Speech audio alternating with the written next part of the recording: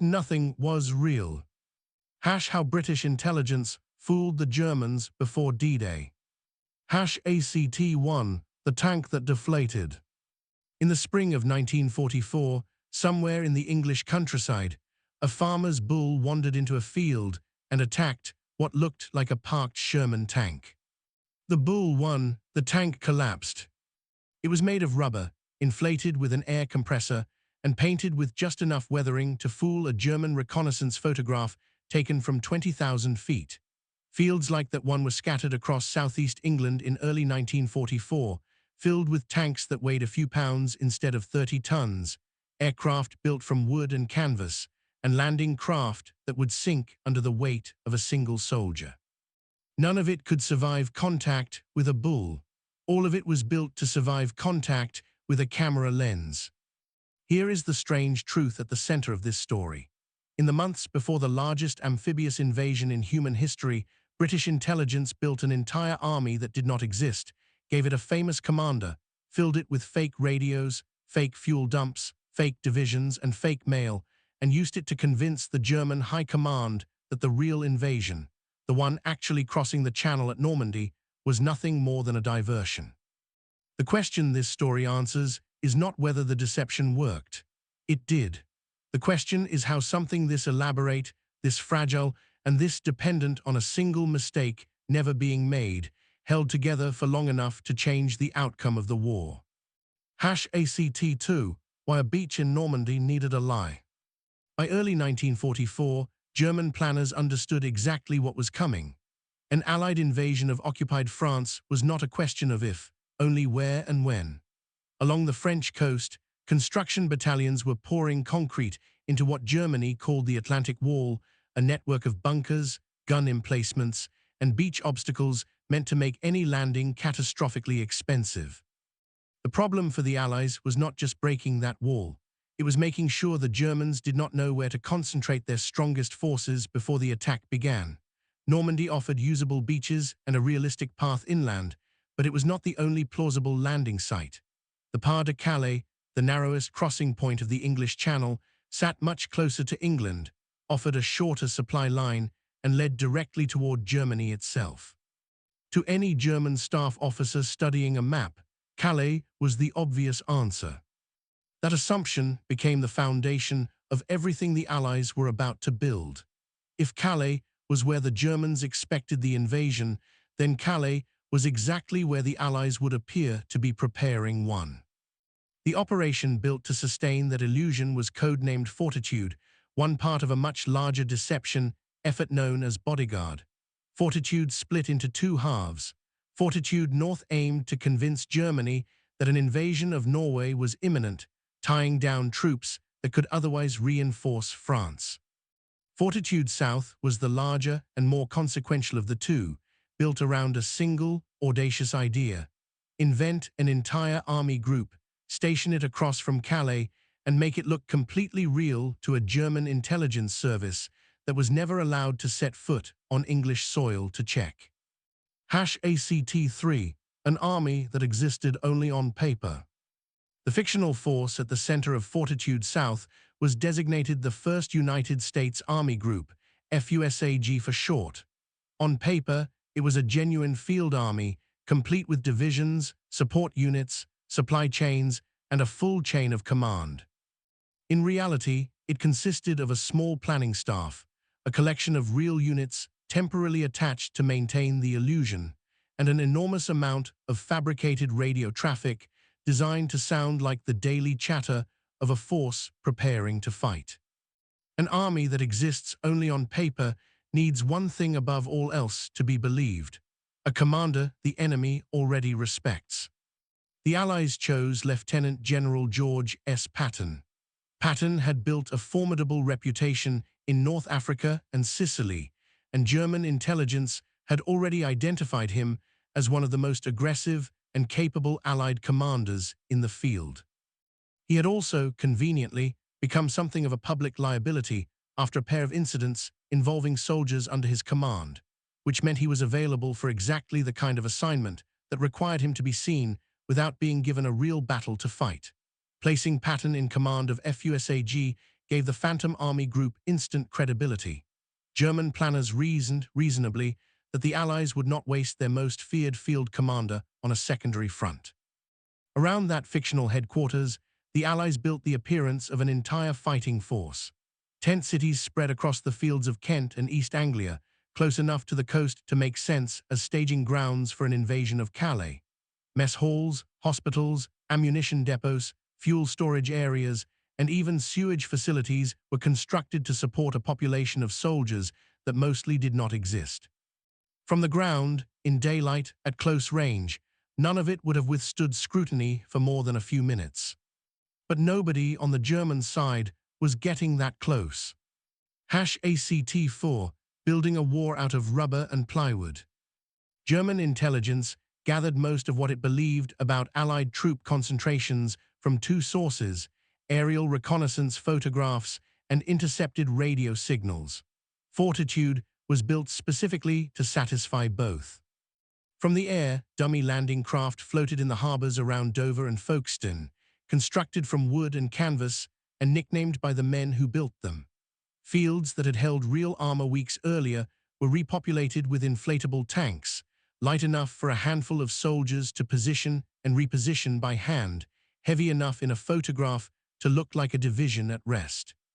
Wooden aircraft sat in rows on airfields that saw almost no real flying activity, arranged to mimic the dispersal patterns real squadrons used to protect themselves from bombing. None of this needed to survive a ground inspection, because a ground inspection was never going to happen.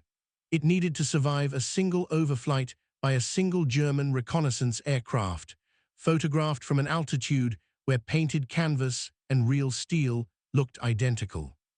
The radio side of the deception was, in some ways, even more important than the physical props. Real signal units generated a constant stream of fabricated traffic between notional headquarters, divisions, and support units, mimicking the rhythm of a genuine army coordinating supply, movement, and training. German listening posts along the French coast picked up exactly the kind of chatter they expected to hear from a force preparing to cross at its narrowest point. Combined with the visual evidence from the air, the wireless traffic gave German analysts two independent sources confirming the same false conclusion. It was a convincing performance built almost entirely out of things that would not survive contact with reality, and it needed one more ingredient to become truly unbreakable, a source the Germans trusted completely, telling them, in his own words, that everything they were already inclined to believe was true. ACT-5, the chicken farmer who fooled Hitler. That source was a Spanish citizen named Juan Pujol Garcia, a man whose only military experience before the war had been a brief and unsuccessful stint in a cavalry regiment, and who had once tried and failed to run a chicken farm. Pujol had approached British intelligence early in the war and been turned away. Undeterred, he invented an entirely fictional identity for himself, convinced German intelligence that he was a pro-Nazi Spanish official able to travel freely between Spain and Britain, and began sending them reports drawn from public sources like library books and travel guides rather than any real espionage. When the British realized what he had already built, on his own, without any assistance, they finally recruited him properly and gave him the code name that would follow him for the rest of his life: Garbo, chosen for the sheer theatrical scale of his performance. Garbo did not simply pass along false information. He built an entire fictional intelligence network to support it, inventing more than 20 sub-agents scattered across Britain who supposedly fed him reports, none of whom existed outside his own imagination, and the paperwork British handlers helped him maintain. German intelligence paid this network's expenses for years, funding a spy ring that consisted of exactly one real person. By the time D-Day approached, German intelligence considered Garbo one of their most valuable and trusted sources in Britain. That trust became the single most important asset the Allies possessed. In the hours after the Normandy landings had already begun, when German commanders were desperately trying to determine whether Normandy was the real invasion or a feint, it was Garbo who sent an urgent message insisting that the true attack was still to come at Calais, and urging them not to move their reserves toward the beaches already under assault. The message worked. Panzer divisions that could have reinforced Normandy in its most vulnerable hours were held back, waiting for a second invasion that would never arrive.